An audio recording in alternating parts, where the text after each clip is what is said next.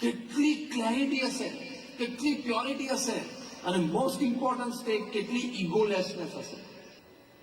એટલે આપણે 2-5 મોટલ કે 2-5 સ્ટોરો એમાં ઈગો નહીં આવવા દેવાનો કે આપણે બાપુ ઘણું કામ કર્યું, કારણ કે ઈગો કોઈક દિવસ આપણને પછાડે.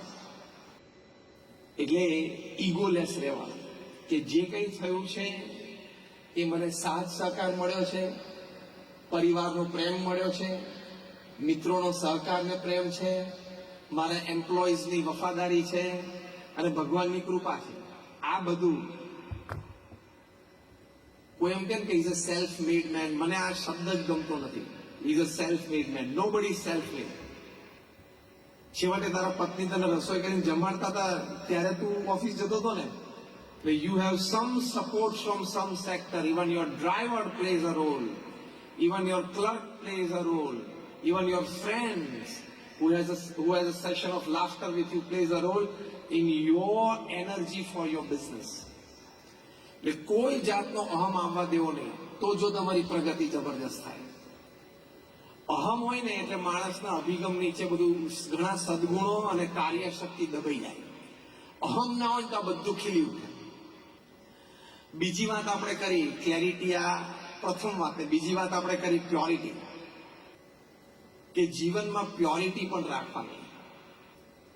પૈસો છે ને લક્ષ્મી છે, લક્ષ્મીનો દુરુપયોગ અને દુર્વ્યય ન થવો જોઈએ. એ કરીએ એટલે આપણે લક્ષ્મી માતાનું અપમાન કર્યું કહેવાય. એ શું? તમે જુગાર રમો એટલે માતા લક્ષ્મીનું અપમાન છે. તમે એ લક્ષ્મીથી દારૂ પીવો છો એટલે માતા લક્ષ્મીનું અપમાન છે. તમે એ લક્ષ્મીનો ઉપયોગ કરીને ડ્રગ્સ લો છો એટલે લક્ષ્મી માતાનું અપમાન છે. એમણે કૃપા કરી કે તમારા ઘરે આવીને વસ્યા, એટલે કે તમારી પાસે અઢળક પૈસા થયા, અને પછી તમે એનો આવો ઉપયોગ કરો, અથવા તમારા સંતાનો પછી આવો ઉપયોગ કરવા માંડે, તો એ આપણી ગુજરાતી ભાષામાં એક શબ્દ છે. કોઈએ આપણી ઉપર ઘણું ઋણ કર્યું હોય, ઘણી મદદ કરી હોય, અને પછી ટાઈમે આપણે એને મદદ ન કરીએ તો આપણે શું કહેવાઈએ? શું કહીએ? બોલો. નગુણો કહીએ ને? હા કે ના? આ શબ્દથી બધા પરિચિત છો? હા કે ના? કે આપણે નથી કહેતા કે આ માણસ નગુણો છે, એને કોઈએ મદદ કરી હોય, કોઈના પ્રત્યે સારી ભાવના રાખી હોય, કોઈ કિંમત જ નથી આ માણસ. એમ તમે જે લક્ષ્મી કમાણા, એ લક્ષ્મીથી દારૂ, ડ્રગ્સ કે જુગાર, એમાં તમે લક્ષ્મીનો ઉપયોગ કરો એટલે તમે નગુણા કહેવાય. ભગવાન એમ ગણે કે મેં આને કૃપા કરીને સુખી કર્યો, અને આવો ઉપયોગ કરે છે. ભગવાનની આંખમાં ખોટા ઠર્યા અને ભગવાનની દ્રષ્ટિ ફરી ગઈ તો યાદ રાખજો, આજે નહીં તો કાલે, કાલે નહીં તો પરમ દિવસે પ્રશ્ન આવશે, આવશે ને આવશે. અને લક્ષ્મી રૂઠીને જતી રહે ત્યારે ખબર છે ને શું થાય? તમારામાં સગાવાલામાં, પડોશમાં, મિત્ર મંડળમાં કઈ અનુભવ છે કે લક્ષ્મી રૂઠીને જતી રહી હોય? હાથ ઊંચો કરો તો. સગાવાલામાં, મિત્રોમાં કોઈ અનુભવ છે? દેખાણું છે? હા કે ના? તો ઘણા બધા હાથ ઊંચો કર્યો. તે દિવસે તકલીફના પાર. એટલે પ્રથમ વાત આ કરવાની કે કોઈ પણ જાતનું વ્યસન ના હોય. બીજું વાત એક ડિગ્નિટીની દ્રષ્ટિએ, હું આમ ફ્રેશ થવા માટે થોડોક 2 ઘૂંટડા દારૂ પીવું તો જ મજા આવે. આખો દિવસ કામ કરીને થાકી ગયો હોય તો સાંજે જરા 2 ઘૂંટડા જોઈએ, અથવા સવારે ઘૂંટડો પીવું તો જરા ઓફિસે કામ કરવાની મજા આવે, અથવા તો ડ્રગ્સ લઈને થોડું નશામાં રહું તો રિલેક્સ થઈ જવું. આ બધા નમાલા વ્યક્તિઓના વિચાર છે. આ બધા કમજોર વ્યક્તિઓના વિચાર છે. કેટલાય મહાપુરુષો પૃથ્વી પર થઈ ગયા, જે આપણે અહીંયા બેઠા છીએ, જેટલા આપણે અહીંયા બેઠા છે, એ બધાનો આપણો વહીવટ વ્યવહાર ભેગા કરો ને એટલે રતન ટાટાના છાંટામાં ના આવે. ખબર છે ને? હા કે ના? બીજું, આપણે જેટલા અહીંયા બેઠા છીએ એ બધાનો વેપાર, ધંધો, વહીવટ વ્યવહાર ભેગા કરો એટલે મુકેશ અંબાણીના છાંટામાં ના આવે. હા કે ના? બોલો. આ બંને વ્યક્તિઓને કોઈ વ્યસનની જરૂર પડતી નથી. 12 કલાક કામ કરીને આખું એમ્પાયર 100 દેશોમાં ઊભું કર્યું, અને તારે 2 સ્ટોરમાં 2 ઘૂંટણા મારવા છે ને જોઈએ સાંજ પડે.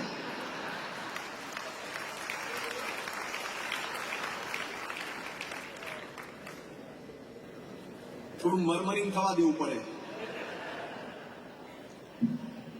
આ બંને વ્યક્તિઓ આ કક્ષાની, રતન ટાટા અને મુકેશ અંબાણી, ઇવન કુમાર મંગલમ બિરલા,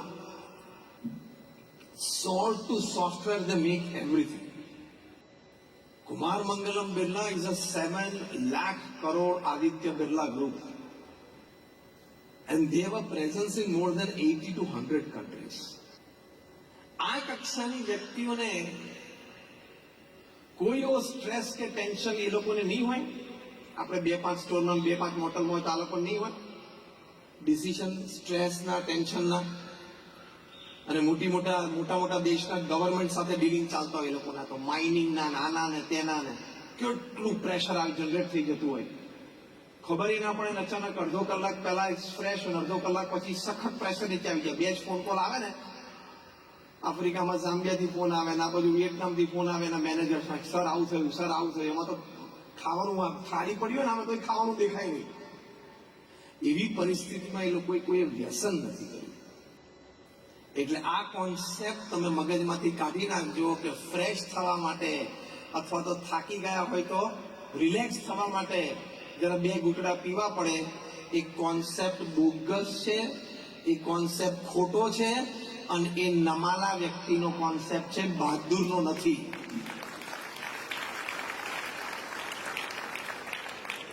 બહાદુર વ્યક્તિ છે ને એના થોટ પ્રોસેસથી જ ફ્રેશ રહે. અમે પ્રમુખ સ્વામી મહારાજને કામ કરતા જોયા છે. મહંત સ્વામી મહારાજને અત્યારે અમે એમને કામ કરતા જોયા છે. અત્યારે અમારા ગુરુ જે પ્રમુખ સ્વામી મહારાજના વારસ મહંત સ્વામી મહારાજની ઉંમર 90 વર્ષની છે, અને BAPS સંસ્થા એક મિની ગવર્નમેન્ટ જેવું તંત્ર વન મેન શો ચલાવે છે. He is the administrative head and the spiritual guru of BAPS. એમના નેજા હેઠળ, એમના નેતૃત્વના આશીર્વાદથી આ સ્વામિનારાયણ અક્ષરધામ રોબિન્સવિલમાં હવે પૂર્ણ થશે. 8મી ઓક્ટોબરે મહંત સ્વામી મહારાજ આનું ઇનોગ્રેટ કરશે, અને જ્યારે ઇનોગ્રેટ કરશે ત્યારે it will be the largest traditional conventional Hindu મંદિર ઓફ ધ વર્લ્ડ. અત્યાર સુધી સ્વામિનારાયણ અક્ષરધામ દિલ્હી હતું, હવે we are breaking our own record. 83 વર્ષની ઉંમરે એ ગુરુ પદે આવ્યા. એટલે he started his career at 83 in 2016.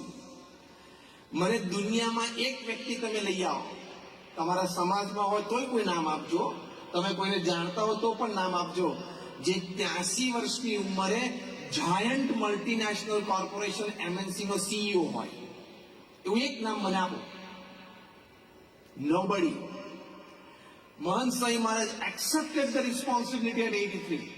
તમને 83 વર્ષના કોઈ વૃદ્ધ તમારા ઘરમાં હોય, પિતા અથવા દાદા હોય, પૂછજો કે પપ્પા કાલથી આ 2 મોડલ તમારે ચલાવવાની છે, તરત ના પાડી દેશે.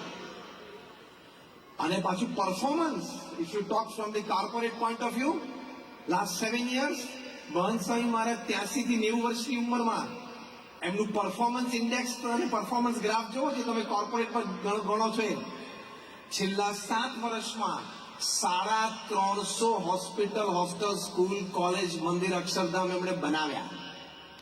350, અને સમાજમાં સેવામાં મૂકી દીધા. એટલે 7 વર્ષમાં 350, એટલે દર વર્ષે 50.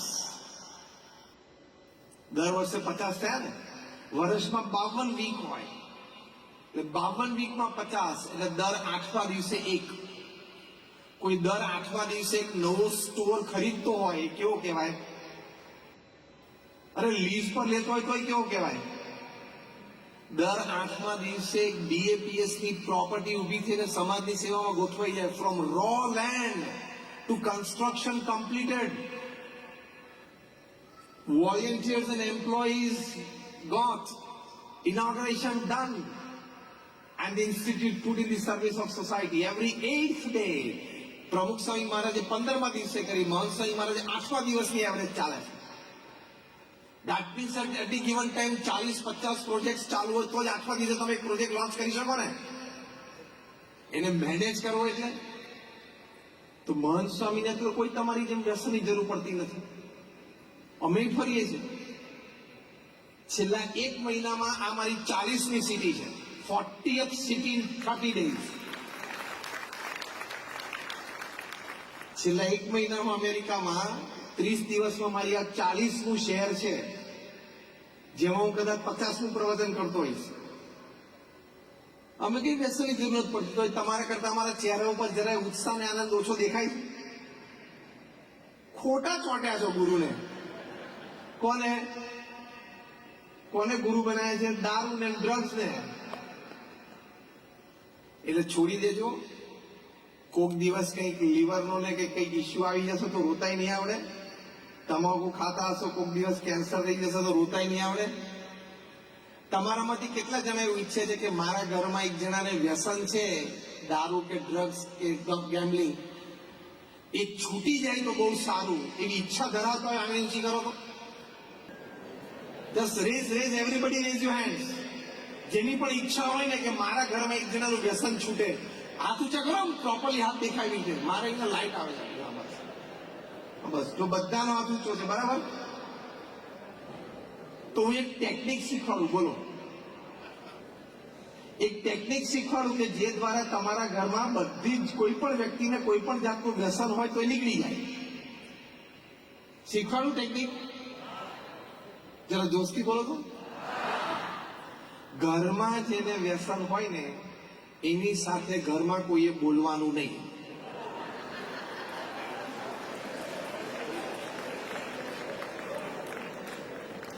જો એ વ્યક્તિને માન સન્માન પૂરેપૂરું આપવાનું. પરિવારમાં જે એનો હોદ્દો હોય, એની પ્રતિષ્ઠા હોય, એમાં જરાય ઉણપ ના આવી જોઈએ. એમાં કોઈ તુકારે બોલાવવું અથવા એવી વાત નથી. એમની જે સરભરા કરવાની હોય, સેવા કરવાની હોય, વ્યવસ્થા કરવાની, એ બધું કરવાનું. He is a family member. બોલવાનું નહીં, બસ. અને એ કંઈક બોલે તમે પાસે તો લેખિત જવાબ આપવાનો. લખવામાં શાંતિથી ટાઈમ લેવાનો, ભલે ઉભો. હવે દારૂ પીને 1 કલાક કાઢે છે કેફમાં, તો જવાબ સાંભળવામાં લખેલો વાંચવામાં ભલે ઉભો રહો તો 10 મિનિટ. તમે આ ટેકનિક અપનાવો એટલે અઠવાડિયામાં રિઝલ્ટ. તમારામાંથી કોઈને વ્યસન હોય કે ના હોય, ચેપ્ટર 2, પણ ચેપ્ટર 1 તમારામાંથી કોઈ એવું ઈચ્છે છે કે તમારો દીકરો કે દીકરી 15, 17, 18, 20 વર્ષની ઉંમરે ડ્રગ એડિક્ટ થાય અને ડ્રગની હેરાફેરીમાં ક્યાંક પકડાય અને એ અમેરિકામાં જેલમાં જાય, એવું તમે ઈચ્છો છો કોઈ? પણ એ તમારા ઘણા બધાના ઘરમાં થવા બેઠું છે. જો તમે બેઠા ને જે વડીલો, એમાંથી કોકને વ્યસન હશે ને તો તમારી ત્રીજી પેઢી ડ્રગ્સમાં જેલમાં જઈ શકે છે. હા, તમે જે અહીંયા વડીલો બેઠા છે એમાંથી કોઈને દારૂનું વ્યસન હોય તો તમારી ત્રીજી પેઢી એ કક્ષાએ પહોંચી જશે, હેરાફેરીમાં કે ડ્રગ્સમાં ક્યાંક આવી જશે કોઈ ગેંગ સાથે અને જેલમાં જઈ શકે છે. 5 વર્ષ, 10 વર્ષ, 15 વર્ષ તમે તમારા દીકરાને કે ગ્રેન્ડસનને જેલમાં જોઈ શકશો? આ હું ત્રીજી આર્ગ્યુમેન્ટ ઊભી કરું છું, ઇમોશનલ આર્ગ્યુમેન્ટ. તમારા દીકરા કે દીકરીને કે એના દીકરા દીકરીને, ગ્રેન્ડ ચિલ્ડ્રન 10 વર્ષ માટે ડ્રગ ટ્રાફિકિંગમાં જેલમાં જાય એવું જોવા ઈચ્છો છો? હા કે ના? પણ હવે તમે અત્યારે જે વ્યસન કરો છો ને એ you are on that track. એ થવા બેઠું છે ઘરમાં, પછી એ થશે. એટલે ડિઝાઇન ઓફ ઇન્ટરનલ સ્ટ્રક્ચર